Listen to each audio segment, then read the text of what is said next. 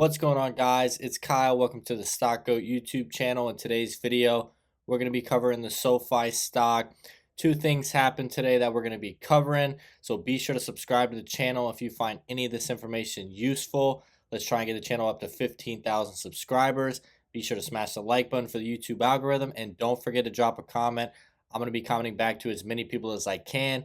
And guys, once again, I know it's been a long road for you guys holding the SoFi stock. We've been having roadblock after roadblock after roadblock. It took over a year, to get our bank charter. Then we had, SoftBank starting to dump, 2 years of student loan pause. And even with these, big, roadblocks in our way, SoFi still managed to beat all of their earnings reports their last 9 months.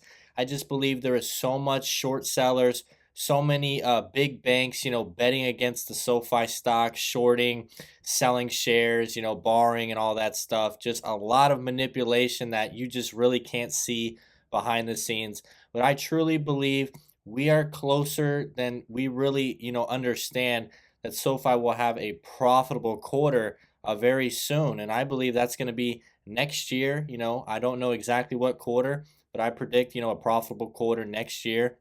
And once a company turns profitable, even in an investing growth stage, adding 500,000 users per quarter, that's extremely impressive, when you're spending that type of money on your marketing budget and stuff like that. So there will really be no, bear case scenario with a superior growth stock also turning a profit. I mean, it's very, very rare in these types of days. I mean, we're seeing Peloton's losses accelerate to 1 billion. We're seeing Coinbase's losses accelerate to 1 billion. We're seeing Robinhood float around 300 to 400 million in losses. So a lot of these companies' losses are accelerating, and we're starting to see SoFi's decline in losses on top of their most profitable business they don't even have quite yet.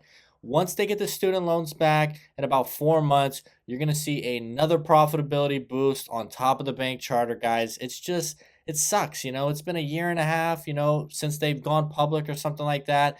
It's just been nonstop headline. I mean, I wouldn't be surprised if there's been 200 plus short articles, bearish articles written about SoFi. It's just that type of company that's trying to change the game. Fully digital bank, no locations, just changing the game, okay, against brick and mortar. It's different and it's working. You're seeing, their users just absolutely accelerate. I think SoFi's users could hit 10 million users by 2024. That's not that far away. I mean, there's about 330, 340 million people in America. If you're acquiring, 10 million people, that's pretty dang solid. So, guys, it is a waiting game. I think things are going to change. I think we are closer to profitability than a lot of people expect. And I don't believe there's going to be a lot of bearish articles to talk about, in the coming future. So be sure to subscribe to the channel. We will be keeping you updated daily. Let's get into it. All right, guys, we can see the market just exploded today, even with Powell set to speak tomorrow.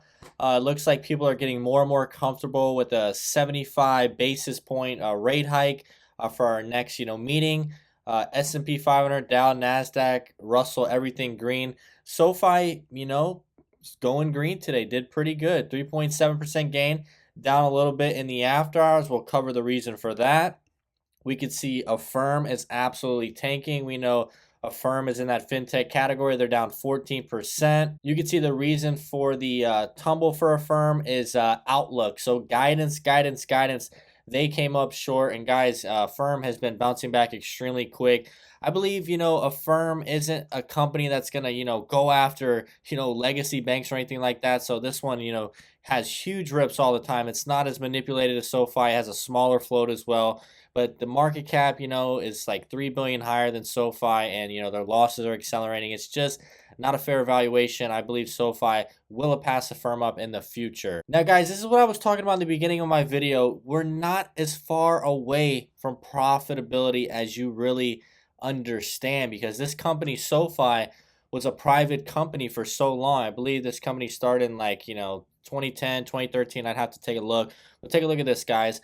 It took Amazon more than 14 years, 58 quarters to turn a profit, okay? What I'm trying to explain to you right now is SoFi is in the 13th year. Just pretend it's another one of those, super growth stories heading, soon, with a profitability quarter, guys. I think we're in the 13th out of 14th year, just like Amazon, guys. So that's what I'm trying to tell you. The mission is 95% complete. You just need to wait a little bit longer, and there won't be really any more bear cases heading our way. So that's what I'm trying to explain to you guys. Okay, one more year. Hold on to your horses, guys. I think we are closer than we really understand. All right, guys, take a look at this chart. Okay, this is the 6-month chart.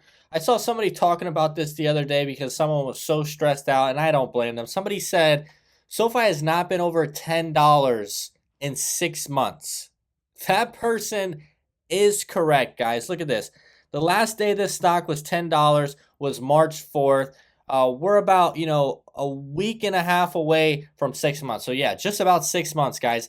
We haven't been over $10, okay? That is ridiculous, okay? They have been smoking quarter after quarter after quarter, and the stock has gone absolutely nowhere. But we understand, we got to that level of market cap around $4 billion where we were priced, a couple of billion under book value. I mean, this stock literally dropped. Remember the earnings prior to the last earnings? We were down 20% before our earnings even came out because Upstart crashed 50% right before or right after the earnings came out. Okay, so that's the problem. See, another roadblock that's in our way. You got Upstart dropping 60% before we drop our earnings, and that's why we went down 20%, guys. See what I'm saying? It's just bad luck. It's really bad luck. SoFi should have never went under $5 or whatever it was. It shouldn't have happened. Okay, we got toast. 20% on our earnings announcement. It just doesn't make sense, okay? And they blew that earnings out, if you guys didn't know, the Q1, I believe. So bad luck after bad luck. These levels that we're trading at right now, right around book value, pricing in no growth at all. Our assets are about to explode with deposits. It's just a matter of time before our book value becomes like 12 bucks a share. That's pricing in no growth at all, okay? You just got to give it a little more time. Let this bank charter really start to kick in. The Gaia partnership, allowing them to just expand even further, acquiring more customers throughout America, guys. All of this is starting to take play right now, and you could see they're increasing their APY. It could go even higher heading into the NFL season. They plan on acquiring a ton of customers during this NFL season. We could potentially see a new all-time record of like 700,000, 800,000 by Q4, okay?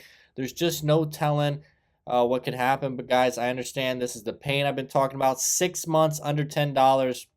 We're going to be going a lot higher than $10 next year, especially if we turn a profit.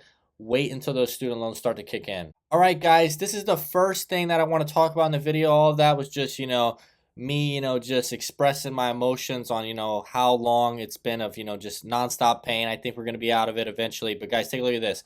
Remember Q4 where SoFi got rug pulled by Biden because he did the extension on the student loans, and SoFi started beginning their marketing campaign to acquire these student loan refinancing stuff, and then that's why they cut it out because they had really no growth quarter over quarter, 3 to 4, because they got rug pulled on their game plan. That's why they cut out student loans. But guys, take a look at this.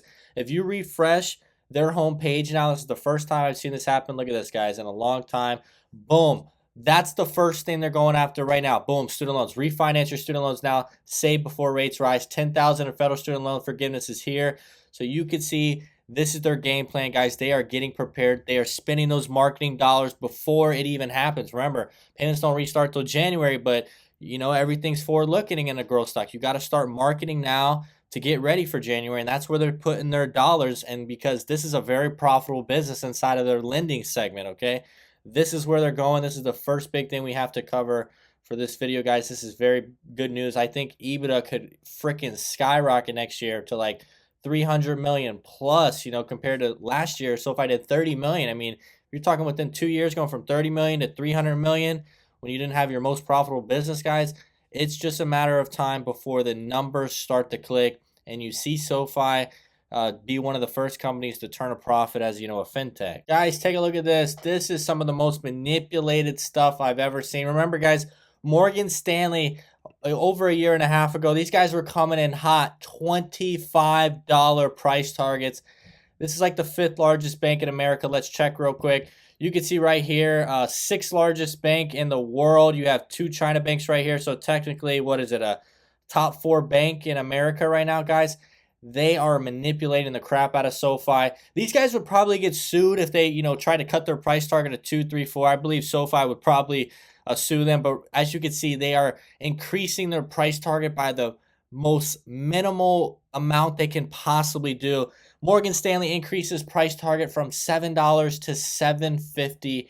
That is absolutely insane to me, guys. Imagine if SoFi didn't have perfect earnings, perfection earnings.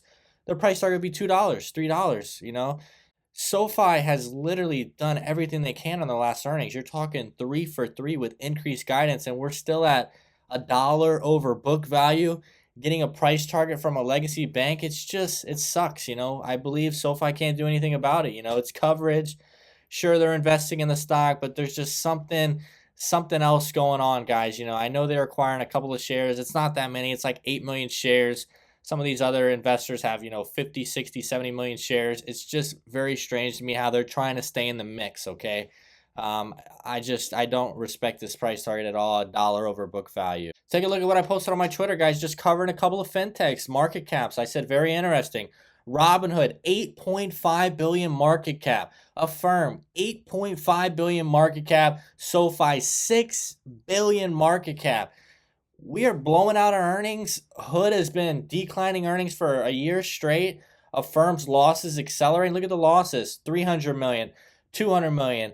SoFi 100 million. Just absolutely, smoking these guys in losses right now. And we're not even higher market cap than these other companies.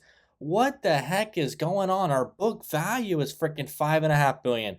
Why are we trading at book value, growing our earnings, decreasing our losses?